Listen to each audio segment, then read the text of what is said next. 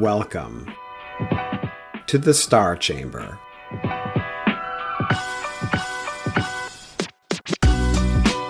I'm Ryan Swayze, a retired Air Force Lieutenant Colonel and the founder and president of the Walk the Talk Foundation, a nonprofit that advocates for and advises currently serving and former military service members going through the arduous journey of administrative processes and investigations in our government. And I am Francescagraham, a retired Army Lieutenant Colonel and the Chief Operating Officer and Chief Advisor for the Walk the Talk Foundation.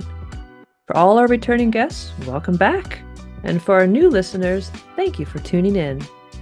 Before we begin this week's topic, please do not forget to hit that subscribe button, check out our Walk the Talk Foundation website, and hit that donate button if you think we're doing a good job.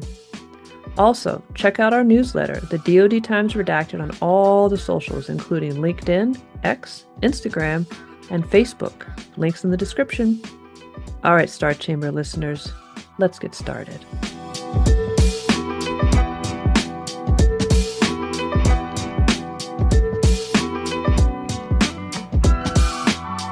Welcome to the Star Chamber, ladies and gentlemen, and welcome back to the best and most awesome podcast on the block for all things reprisal retaliation against service members, uniformed service members, and federal civilians in the U.S. government. True. The Star Chamber. Today we would like to welcome a very special guest, Ms. Jennifer Barnhill, MPA. What is MPA? I never actually asked Jennifer, what is MPA? I want to get this right. It's a Master's in Public Administration. So basically, it looks at like the theories behind all of our public administrators, the people we're kind of perfectly talking about right now. Never knew that. That's actually pretty awesome. Just that was MBA misspelled by me. Exactly. Oops. All right, we derailed. I derailed it already. I'm sorry. No, it's the best intro yet of the year. Yeah, exactly. So Jennifer Barnhill is an award-winning journalist and researcher and the host of Military Dinner Table Conversations, a monthly reverse town hall elevating the stories of military families. She was named the 2025 Armed Forces Insurance Navy Spouse of the Year and is the 2023 Bush Institute Stand To Veteran Leadership Scholar. That's pretty awesome. Wow. Her reporting on military family policy has appeared on CNN and informed discussion on Capitol Hill, and her research has been cited by the White House, featured by NPR, and presented before Congress. Drawing on her lived experience navigating the military ecosystem, Jennifer uncovers how policies affect families in practice. Her best-selling debut book, The Military Stories You've Been Told and the Ones You Need to Hear, challenges readers to reconsider what they know about military life by listening to the often hidden voices of military families. Welcome to the show, Jennifer. And before we get fully started, I want to read our favorite disclaimer for all of those people that Ryan and I will swear at here in 2 seconds. The opinions and views expressed by guests on this podcast are solely their own and do not represent the official policies, positions, or endorsements of the United States Navy or any other government entity. This discussion is intended for informational purposes only and should not be construed as reflecting the official stance of any military or governmental organization. And what do we say, Ryan? To all the Poindexters out there, Happy New Year. And suck it. And suck it. Exactly. Exactly. And on that bright note, Jennifer, tell us a little bit more about yourself and welcome. Well, thank you so much for having me. As you kind of mentioned a few things in the intro, I am an active duty military spouse who kind of got into this lifestyle without any prior military connection. And I just so happened to have a background in research and reporting, which lay dormant for many years, but then kind of resurfaced as I started to plug into the community a little bit more. And I'm sure we'll get into more of the details, but it led me to wanting to understand the things I was seeing around me in the military community, especially the community relating to the military family community, which wasn't necessarily in the headlines I was reading or in the stories I was told. So that's kind of brought me to where I'm today, where I am reporting, I'm writing a book, and wanting to just elevate the stories I've had shared with me.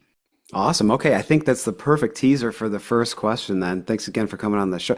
So what we met, it's been now a few years, I think. We were working on a joint story circa 2023 when we, I think, first crossed paths. And then you did an excellent expose highlighting both Francesca's story as well as Lieutenant Commander Gonzalez, U.S. Navy, her story. And I'm not quoting the title correctly, but it was burying the victims in paperwork or something to that effect, correct?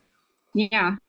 It was 2023. I remember I was at the Bush Institute program when we were kind of going back and forth with some of, I had some questions, and learning about these processes was eye-opening for me. It wasn't necessarily a surprise because of the experiences that had already been shared with me from families going through bureaucratic processes. But this was kind of the first time I took a look at the active duty lens of what that must feel like or be like for the active duty service member going through a bureaucratic process. And I really just wanted to understand. And so I really appreciated, interviewing you and learning more, both of you, and learning more about what was going on. Yeah, and you mentioned in your intro kind of the disparity between what people are told and the reality. And I think a lot of the show, if I could predict the future, at least the next hour, is going to center around what you've seen and reported on and written on in those disparities. So let's take it back to circa 2023. You wrote the article, and we'll start there kind of on the timeline. And basically, for people who haven't read the article, it walks us through three stories. One is Francesca's about how there are all these purported measures for redress, restitution, trying to get justice from having been wronged, etc. But the article kind of walks us through the reality. So in your own viewpoint and what was written or not, what did you see from those persons' experiences? Well, one thing I write about in the book and that I've written about a lot is that there's always more to the story. There's like the process that's documented, and then there's the lived experience of the people going through the process and what that looks like. And those things are usually different than what is intended or even written down. And I don't know the intent, right? Because I'm not always there when those policies are written into place, but you would assume that the intent is that people go through these processes in order to receive some outcome, positive, negative, neutral, whatever. But often what I was hearing from families in particular was just this idea that, they were told, okay, this is the solution to the problem that you're facing. And if you go through this solution, you're going to receive this outcome over here. And so wanting to understand, what happens when you don't have the outcome, not necessarily positive or negative. It's not about what the outcome is. It's that you're stuck in the process, and the process becomes part of the problem. And so when I was talking to, the folks that were interviewed, it was clear to me that there was secondary effects of what was going on. So I think of Lieutenant Gonzalez's story and how, it impacted mental health. Going through her mental health was impacted by how much was asked of her. In writing that article, I didn't seek to assign any guilt or blame. It was more just to understand what goes on, how hard it is to go through these processes for these individuals that were featured. And if this is happening here, how widespread could this be? And we should be looking at that and make the process more welcoming. Because theoretically, right, like if the process is hard, we don't know how many people are being discouraged from entering the process based on, anecdote or seeing someone else go through the process and they're avoidant of it, but they might need it and they might need that resolution. So that there's so much to it. And I just scratched the surface in that article. Chapter 7 of my book kind of goes into like a little bit more, but it's not necessarily, it was kind of like what came out of that article. The questions that came out of that article were, well, what is this? What's going on behind the scenes here? Yeah, you hit on a few points there. And the foundation's main thrust in terms of congressional and legislative reform centers about the 4 T's. The result is the 4th T, which is trust, and you get that through timeliness, transparency, and training. And you hit on the timing aspect. Right now, per statutes and laws, there's no mandatory timeline for any of these investigations or processes. And there are some service-specific for administrative redress, but overall, for the vast majority at least, there's no timeline. So a thing, whatever that thing could be, investigation, what have you, could go on for a decade and still be, by letter of the law, legal. But can you imagine, and you don't have to imagine because you spoke with some of these people, imagine, like you said, the emotional and psychological toll that takes on somebody through this kind of Chinese water torture effect of a long drawn out thing that probably isn't going to result in success. So, okay, so that's about 2023. Where on the timeline is this book being formulated? It's always been in the back of your head for many years, and then you're like, I'm going to get this on paper, or were there key events in your life or military life that spurred this on? What's the backstory to the book? So, there are certain topics in the book that have come over the course of probably about 7 or plus years. So I started really reporting on this idea of military spouses as dependents and looking at the volunteerism of military families since roughly 2018, 2017. I started looking into that topic. And then I kind of pulled on threads along the way, right? So like if the military is reliant upon this unpaid labor force, well, what would a better solution be? And what have historic solutions been? And so I kind of pulled on some threads there. I also started reporting more, frequently, and I was taking more freelance opportunities and covering different topics like the widow's tax, which was essentially a penalty that was faced by military surviving family members and Gold Star families. They were having monies withheld because of kind of a loophole. And so I started reporting on that, things like food insecurity and all the other topics over the years. And as these stories accumulated, obviously some of it makes it into articles, but not all. And one thing that really spurred me into making this into a book versus just continuing reporting was seeing certain publications, shut their doors. Links for stories that I had written would be gone once that organization was sold. Right now, as we're talking, we're hearing different changes that are happening at Stars and Stripes.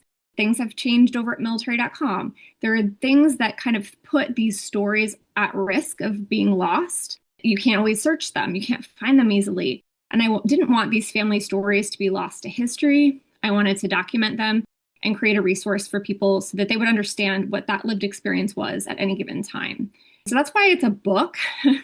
But, the process has been years in the making of just collecting stories. I think I did a point in time search in my meeting notes of how many interviews I've done, and it's like roughly 1,000. And so there's a lot that has gone into understanding this community, but there's still so much more. Like I couldn't go into Coast Guard families because that's Department of Homeland Security, and that's a whole nother, bucket of worms to dig through and understand. So there's aspects that are included, there's things that are not that I wish were, but there's just a lot to it. And it was just a really exciting learning process for me. I got my master's of public administration to better understand what I was reporting and be able to speak to some of the internal processes that could or should be happening that maybe weren't. That's exciting. What an accomplishment, and congratulations on that. And I don't want to spoil the book, but I am interested to hear your Cliff Notes version of, if you could cite, 2 to 3 overarching systemic disparities, deltas, the biggest deltas that you've seen between the propaganda, so to speak, or the sales pitch, or whatever you want to call it, in terms of, join the military, fight for mom and apple pie, and the family is recruited in that as well. And then the reality of military life. What are a few that really struck you and made the book, or didn't? Mm-hmm. Well, so I'm a data person, so I actually did research on whose stories are being told, right? That was really important to me to understand. If it was my perception that military family stories weren't being told, or if it was reality. And so I did a research project where I looked at 3 different news outlets to understand who was being quoted and what the stories were about. So I just sampled them, noted down who was speaking. I looked at gender. I looked at if they were military or civilian, if they were being cited as an expert or a witness to whatever the story was about. And some of the things that stood out from that research, which are mentioned in the book, looks at the fact that of roughly 150 articles that I reviewed, only 6 of them were even remotely related to any family topics at all. So I wasn't, crazy. It was not covered by the news, and that, does send a message. But another thing that came out of it was I looked and found that officers were quoted 9 to 1 compared to enlisted service members, which, we understand why we have public affairs officers are officers often, and they're speaking on behalf of the military. But what that highlighted to me is the stories that are getting out, and they're talking about specific things, and there are specific people who are speaking. And therefore, we're not always hearing from the boots on the ground experiences. So that to me was a big like red flag. You might hear from veterans after they're out, but that's a different experience, and they may not be able to speak to what's going on today. They might have been able to reflect, but they don't always have that active duty experience to share. Postulate there, for a second, and thanks for the insights there. It's interesting. It has been for us in the foundation over the past few years what makes the cut for a story and what doesn't. And not to be crass, but it's a lot of salacious clickbait. Really, what trips the threshold, so to speak. So, if it's not contentious or sexy, it may or may not make the news. And then the second thing is that you have to see who's pulling the strings on these publications. And in years past, I've heard many people bemoan the fact that there's this kind of incestuous relationship between military publications, quote unquote, and the Department of Defense/War, and that there's some kind of symbiosis. In other words, there'd be left and right boundaries as to not being puff pieces, but also not being critically thinking critical either. So kind of fall in this comfort lane where they would still be able to maintain the relationship with the department while not calling out its, or hurting its feelings, for lack of a better term, as well. Did you kind of get that sense or those senses as well when you saw these disparities come up? I think that that's probably true of any relationship where there's different power dynamics involved. I think that people need to befriend other people. That's what, the left and the right side of the aisle, you have to work together, right? So you do have to have friendly relationships with people. I never got the impression that a story was going to change because of those relationships ever. I've never experienced that personally. I'm sure that it could happen, but I've never personally experienced that. What I think is more likely to be the case is the fact that investigative reporting is expensive and it takes a lot of resources to do. There are some great outlets out there that, do it, and that's wonderful. But that's what it takes to get to the heart of what you're kind of sharing, is that if you don't react to a press release, which is still news, right? Like if you change process of PCSing or a permanent military change of station, those process changes do need to be communicated in the news. So that is reacting to the DoD putting out a memo, and that matters. But the stuff we're talking about is investigating behind the scenes, which involves FOIAs, which take years. It involves kind of getting people to go on the record to share things that they could get fired if they share. So it's, and also, there's some ownership too. Like, I'm a consumer of news. If I'm clicking on the clickbait stuff, then I'm contributing to the problem of only creating clickbait stuff. So it's a big problem of like what gets reported and what people read. But I also think that there's more to it than like, okay, you should cover this, and then people choosing not to. It's the stories about human interests don't get clicks, and that matters, but that's also on the reader too. If you want less sensational headlines, then read less sensational headlines. And I'm not like, I say that to myself as well. It's not just for others. We all could do better as far as what we consume. Makes sense. I think one thing too, Ryan, if you remember, I think it was about a year and a half ago, Ryan, we were talking to a couple of the different publications to try to get some stories out for legislation. Yes. Do you remember? So yes, very well. Who pays the bill for Stars and Stripes? The DoD. The DoD. They are literally every single person in that organization, the paper, the printers, the chairs, etc., paid for by the DoD. Now, I don't know, and they told us this because when we were presenting our things, they were outlining some of their different concerns about publishing what we write. And so we just asked that question, how do you fundraise? Oh, we don't. We are paid for by the DoD. I would not be surprised if the same could be said. I don't know, But if the same could be said about military times and then thereby Army times and thereby Marine Corps times and so on and so forth. And then the other thing that I think is kind of interesting, Jennifer, with what you were just saying is that related to, I think you said 9 out of 10 times it's officers that are put on who are speaking to these different things and not enlisted. So it's just kind of interesting that you have not only is the DoD paying for these publications, definitely Stars and Stripes, at least when we talked to them a couple years ago, but then also the people that they're talking to are the ones who are going to say there's nothing to see here, there's no problem. Yeah, I mean, I think that I read about it in the book as well. There's a lot to it, and there's policies that, restrict what people can say, as when they're active duty. Families don't operate under those policies. So I've had a success in being able to understand what families are dealing with when it comes to mold in housing, or what their behind the scenes worries are about the Exceptional Family Member Program, for instance.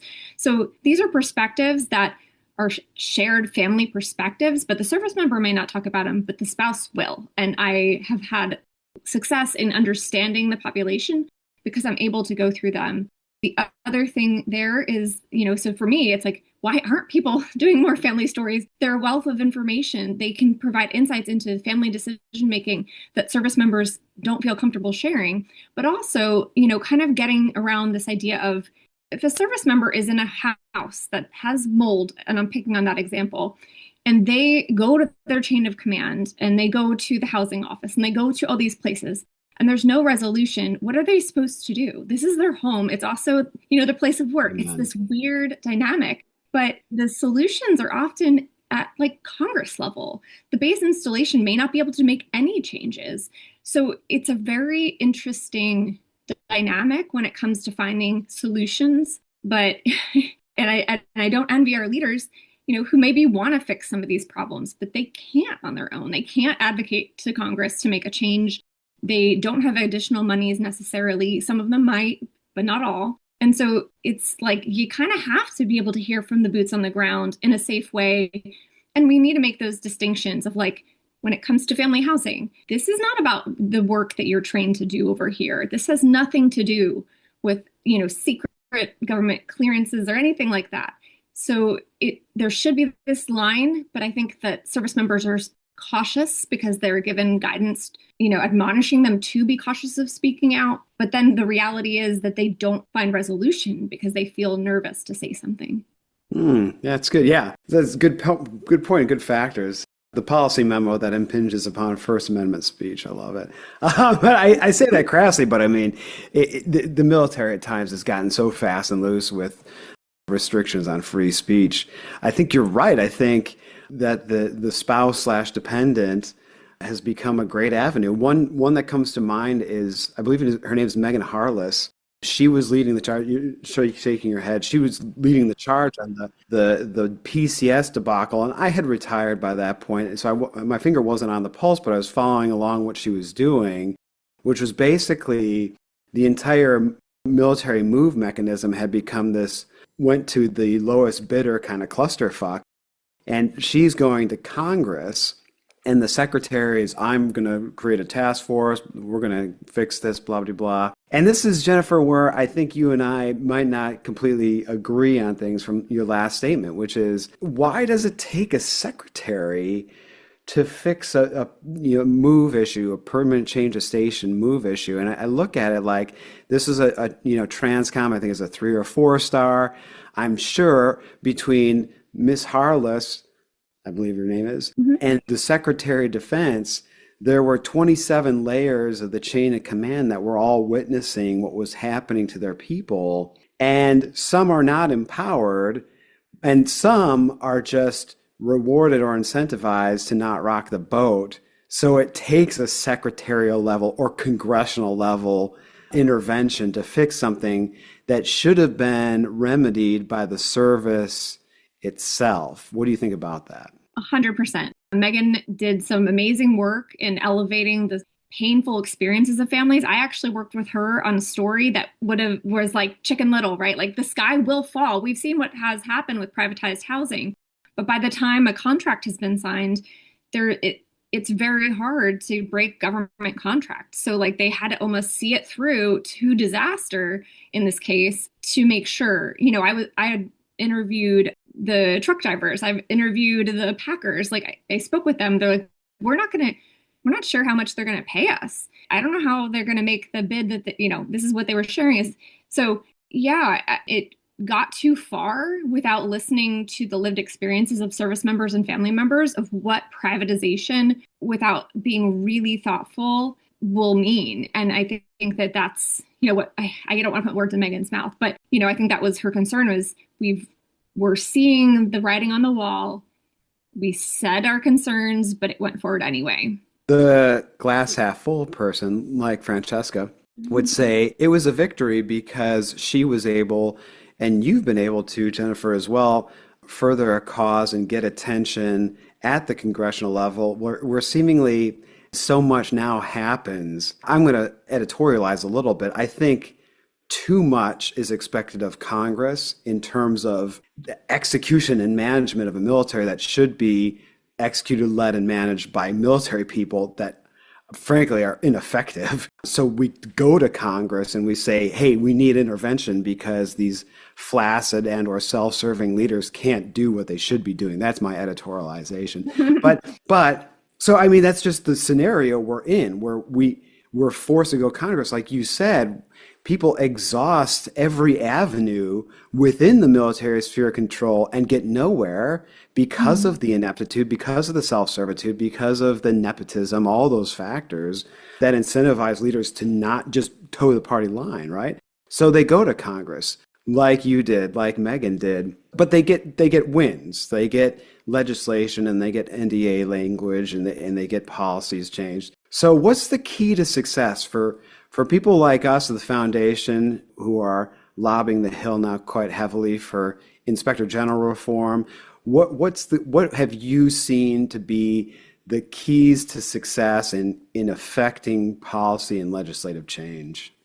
Yeah. So in chapter 6 of my book, I look at the cycle that you're talking about, the nonprofit formation cycle as part of it's what the solution set is right now. I don't know, and you asked about advisor, best laid plan or what people should do. What is right now isn't, to your point about the military should maybe take on more of these decisions and these processes.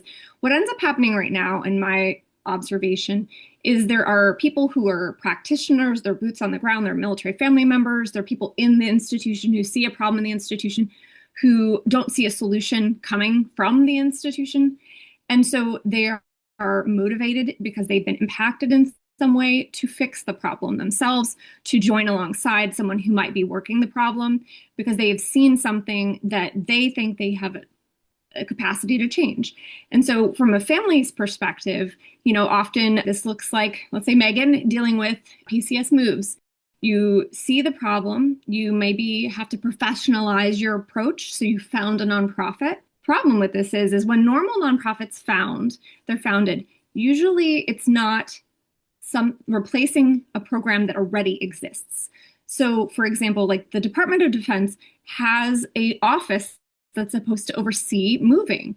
They shouldn't need a Megan Harless. Right. Yes. They shouldn't need I agree. There is so much money, but that's Megan. That's one issue. It's every issue. It's Molden Housing. There's a couple organizations that are working that problem. Again, there are processes that people are paid.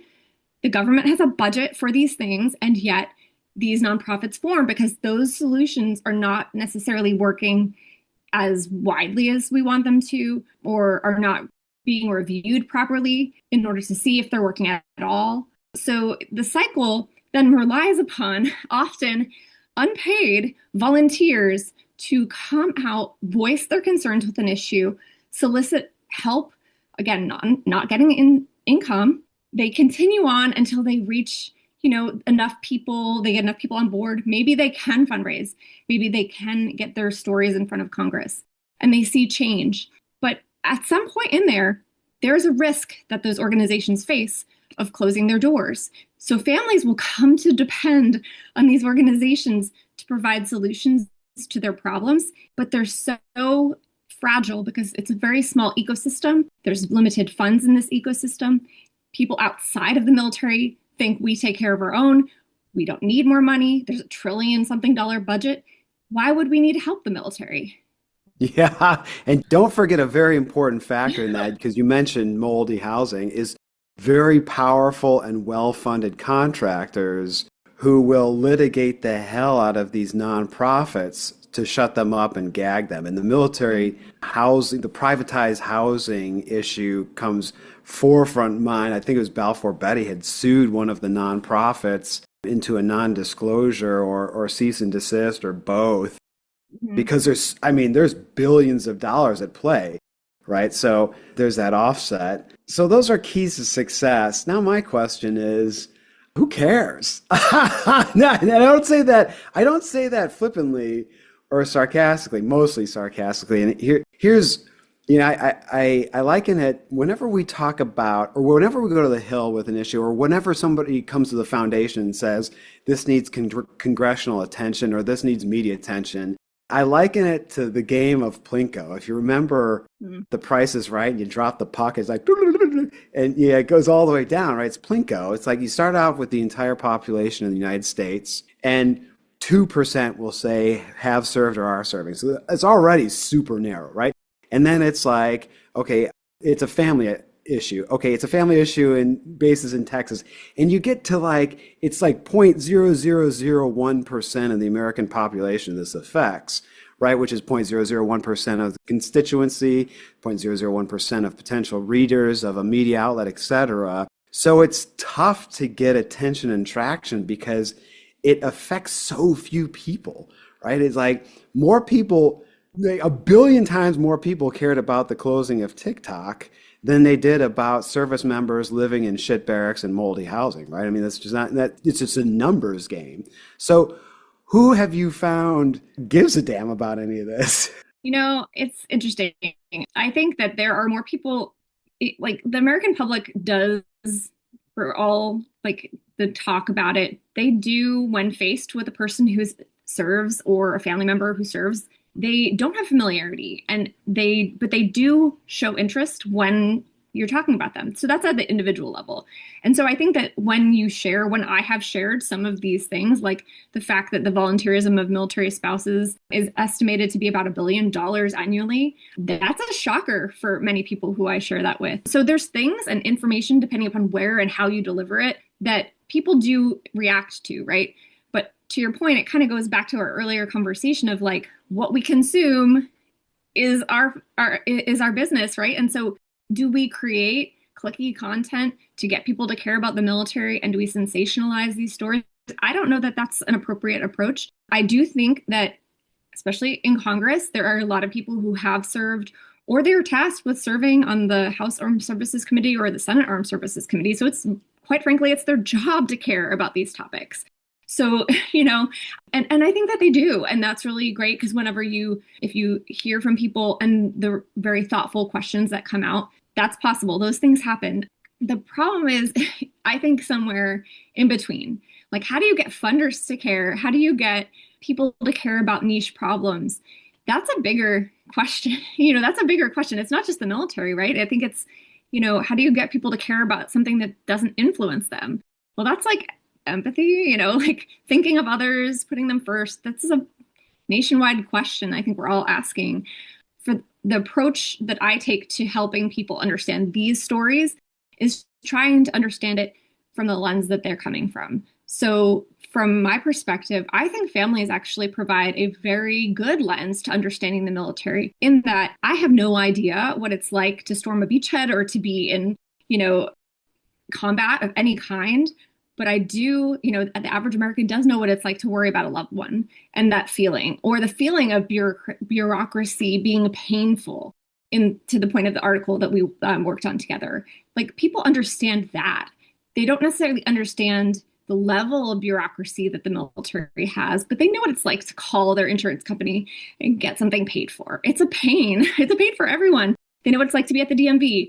And so when you describe like military healthcare is like the DMV, but healthcare, or, and I'm exaggerating, but they understand a little bit of that. So it's on us to kind of package it to understand our audience. And sometimes it means simplifying our message.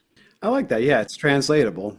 Do you think that there's any sort of connection with a level of investment of time, money, resources, or care factor on these types of issues with at least what I saw quite a bit, and I was told and was around people being told numerous times throughout at least my Army career, which was if we wanted you to have a spouse, we would have issued you one.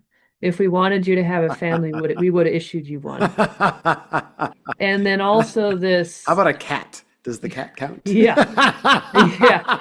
They And then won't pay to also, move it. yeah, Shout out to Minerva there. Sorry. yeah, no, thank you. And no, I actually, side story, I did have a conversation with my bosses about that because it was family day. That's a quick side story. It was family day on Fort Bragg.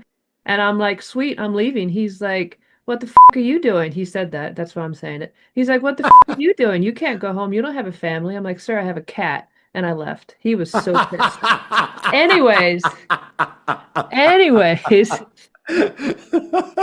so there's this idea, at least I experienced it, saw other people experiencing it quite a bit in my Army career of if we wanted you to have a family or a wife, we would have issued you one. Coupled with I would call an overwhelmingly chauvinist, or I'll just say male chauvinist approach to a lot of different things. At least again, my experience, what I saw in the military, where if a male service member had a spouse, there was just this expectation that if they had a job, if they didn't have a job, they were doing the DMV, they were doing the medical care, they were doing all these different things. So even if you said, hey, it's like going to the DMV, they're just not even there with a lot of that. So do you think that some of that psychology and that culture has any sort of impact on how much of a voice this particular topic area has? I mean, I think maybe I want to make sure I understand your question. So I think that the idea, the mindset that the military has, or even just what people think of the military, kind of to the point of the book, it looks at the stories that are told about the military and looks at them from the lens of people who are actually impacted by those themes and those stories. One of the chapters is if the military wanted you to have a family, it would have issued you one. It actually looks at that theme. And I think that when you don't know much about the military, you're going to believe any story that you're told about the military. I think right now we're seeing like posts about National Guard, handing out coffee places or giving donuts to people. And it's really humanizing them in that moment. And whether, it's fully, however people interpret it, but that's how some people are interpreting it. And so I think that when we tell these stories, we do make those connections when it's when it's the official PAO, we're making like next to no connection with the human connection here. It's a institution we're talking about instead of people in the institution. I don't know if that gets at your question, but I think that if we can tell more of these personal stories and let the people who are impacted by the policies or people who are in the working of the situation of that's being covered get to have a voice, I think that that's helpful. But I know it's inherently more risky, right, to have more people speaking on it. But I do think it will make military service more digestible or understandable is maybe a better way to say it to the average person. Did that answer your question? Yeah, no, that does. Thank you. So, Jennifer, as you were talking there, it reminded me of piece we just re-released the remastered episode. In fact, Nothing in Life is Pure. It's our story, 4-part story on Red Hill fuel leaks and the cover-up and IG impotence involved. And one of the segments when we were talking to active duty spouse at the time, Kat McClanahan, who's done a lot of research herself as a spouse and dependent on the cover-up and the fuel levels in the water, etc. They had a town hall shortly after the spill. I can't remember one exactly, but they brought the Navy's Pacific Fleet Command surgeon to talk, and then spoke to the dependents and spouses of Red Hill, as well as some community members, and then was interviewed on TV and aired that segment in our podcast because he gets on camera and with this smarmy, arrogant smirk on his face, basically says that these symptoms are psychosomatic. It have nothing to do with fuel in the water, and basically it alludes at / infers that, it's these frenetic spouses and it's all in their head. Yeah. I mean, I covered that as well in the book. In chapter 6, it looks at it actually makes a connection between the burn pits and how they eventually got legislation moving forward to assist those victims, of course, and then looks at Red Hill and the experiences of families who are like, this is in our water. Like, we could tell there's health, we have symptoms. We all have the same symptoms. There's a specific timeline. And then obviously, well, not obviously, but Hawaii came out saying, don't drink the water. There's levels that are not safe. And the messages that came out of the Army and the Navy were different. And that chapter really looks at, like, we take care of our own. Well, what does we take care of our own mean? Does it mean being overly cautious and wanting to protect people first and put them first and like be more safe? Or is it like, let's hedge our, be careful what we say, don't come out and do anything or say anything? In this case, the Army came out and said, don't drink the water way sooner than the Navy did. They also delivered water faster than the Navy did to residents and gave them some solutions faster.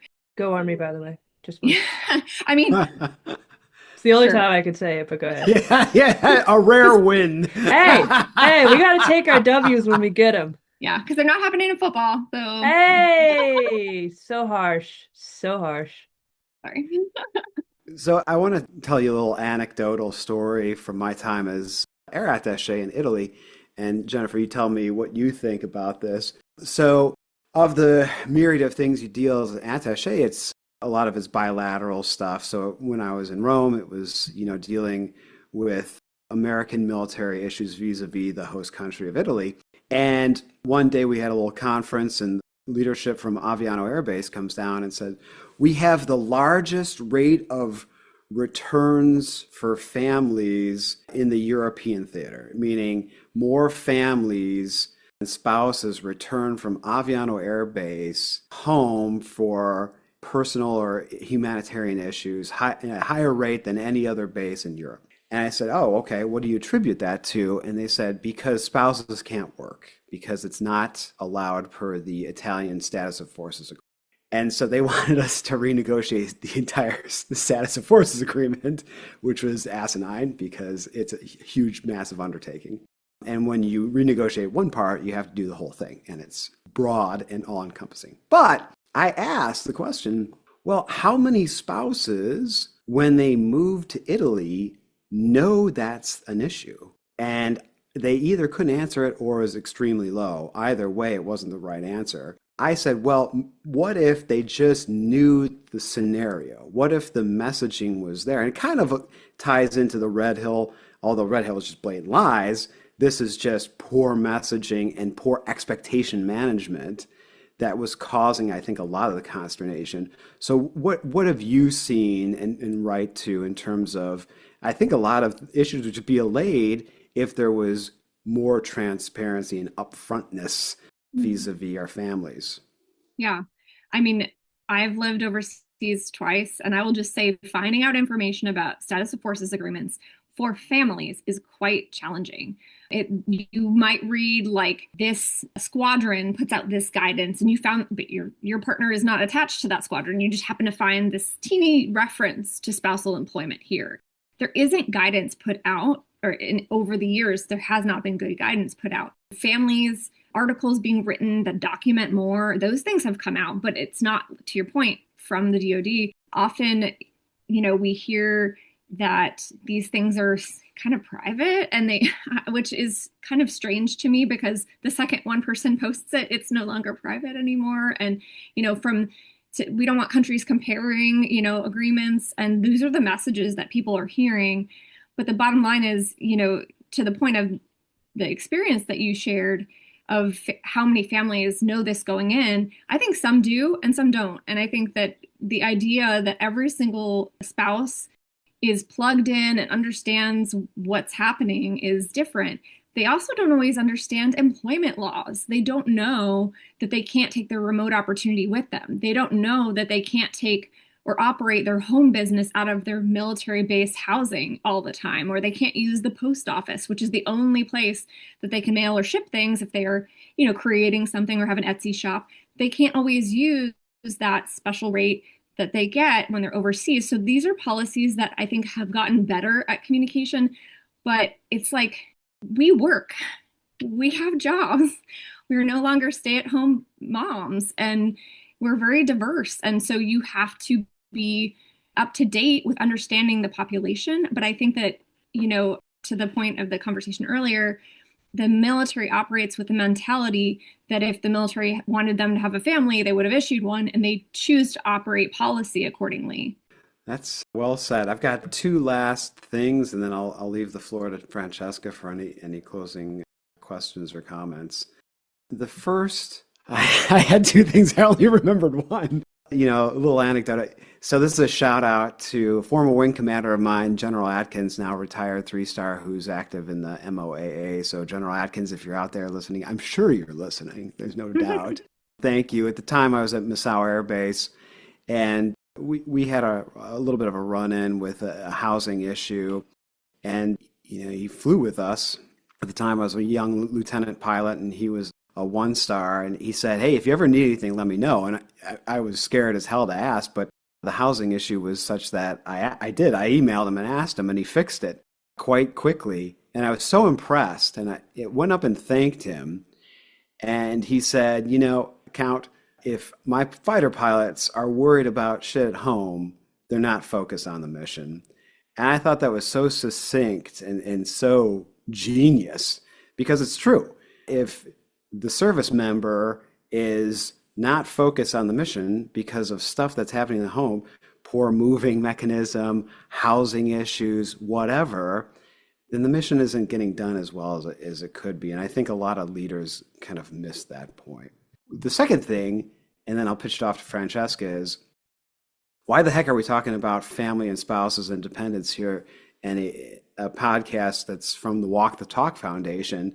And it's twofold. Number one is the government says it's going to do stuff and doesn't walk the talk, right? We've hammered that throughout the show. But the second is I did not anticipate how many family-related issues and cases we would deal with at the foundation. And we end up getting quite knees deep in the great Satan, which is called the Family Advocacy Program and or Incident Determination Committee, which is just this abhorrent circumvention of any due process, rights of the accused, et cetera, where you could walk out a felon through an administrative process. And we have more than zero cases, too many, that have to do with that. So there's an interplay. And if you want to listen and hear more, of course, we did a great interview with Erhan Bedestani, who's doing a lot of work in fixing that.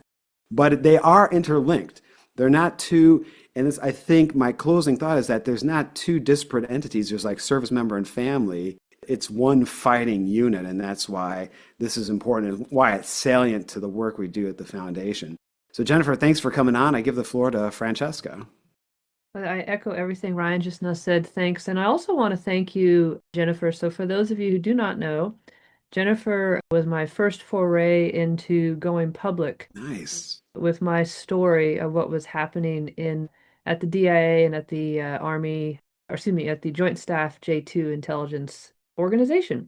So really appreciate you doing that, Jennifer. And Ryan has been a big proponent of going public with your story. And a lot of our listeners, if you're in a situation, also a lot of our clients, if you're in a situation, are very, very, very hesitant for a lot of understandable reasons about going public, whether you're a service member, your spouse, your family member, or you're a federal civilian. There's a lot of things that are scary about going public with your story. But Jennifer, in particular, I was so impressed with, and I was actually terrified before I spoke with you. I don't know if I told you that.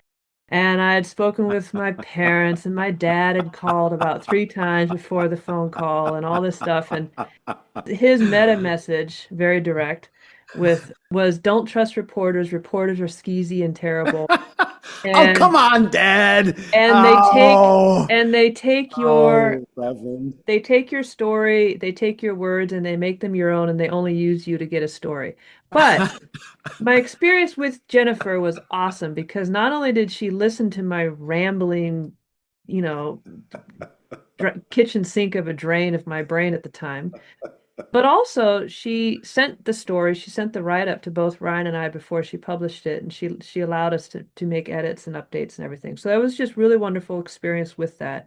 And then the last thing I wanted to kind of say is going back to the very beginning when you were talking about the mental, emotional impact of these processes and whether on the service member or on the family member. And just kind of spinning off of what Ryan said with no mandatory timelines, there's also likely, potentially, a very real professional impact. And just using my story as an example, for the investigation against me, I had put in my rebuttal terms with all the evidence clearing my name in May of 2023, and I was not found unsubstantiated until November of 2023, which coincidentally was a week after all of the selections were made for the next PCS cycle, which I was not selected for anything that I had applied for. And so, and that's intentional, and I'm pretty darn sure that's intentional. And that's so just as an example of Me right? too, I'm sure. Yeah. Yeah. I mean, I wasn't even getting hired for 04 jobs, major jobs, and I was a senior lieutenant colonel. And so just as an example of the benefit of speaking out, it gives someone a sense of agency when they have none because you have so little control over your life. As an example, just holding on to this investigation until I don't get hired for anything. But it gives you something like that. And if anybody is looking to speak to someone who is an honest broker, I would very much recommend you, Jennifer, to the entire listening public because you are awesome. And I will leave the last Amen. to you.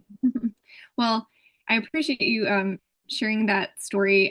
What makes me maybe a trustworthy reporter from your lens probably makes me a bad reporter officially, because it is not common. And I would trust your dad's gut. Not everyone's going to do it that way, but I think that that's how I have been able to capture all the stories that I have, is because people trust. I intentionally try to build trust the population because I know the fear that they have of retribution or worry that if they speak out, it will come back at them. And so I think that it's important to do that. But I also think it's important that people realize that the story is the story. Like, I don't need to get you, quote you, misquote you, or quote something sensational that you've said, because the story is the story. It's not how you said it. And so these stories don't need that. And that's why, from my perspective, it's easy to just let the story speak for themselves. Everyone who goes through this life, they have the positives, the highs, the lows, and all of it matters. I think it's just when people find themselves with no place to go and they want to serve, they want to be a family that serves, they need to find paths that makes it easier, not harder. And so sometimes that requires a reporter, and hopefully it doesn't. Hopefully there's a solution set that doesn't involve telling their story. That's the goal, right? That's why we tell the stories, is so we don't have to tell them anymore because the problem is solved. And so hopefully that happens, and I think, but the more of us that tell at the same time, I think the faster we'll get to those solutions that don't require the stories. Love it. Great closing words. Well, thanks for coming on the show, Jennifer, and for everybody out there, until next episode. Bye. Well, that's it for this week's topic. We really appreciate you tuning in. Don't forget to hit that subscribe button if you haven't already, and check out our foundation website at walkthetalkfoundation.org. And feel free to reach out and give us feedback. You can get a hold of us via Facebook, X, Instagram, LinkedIn, and our foundation's website. Details in the description section. Thanks for tuning in, and see you next episode.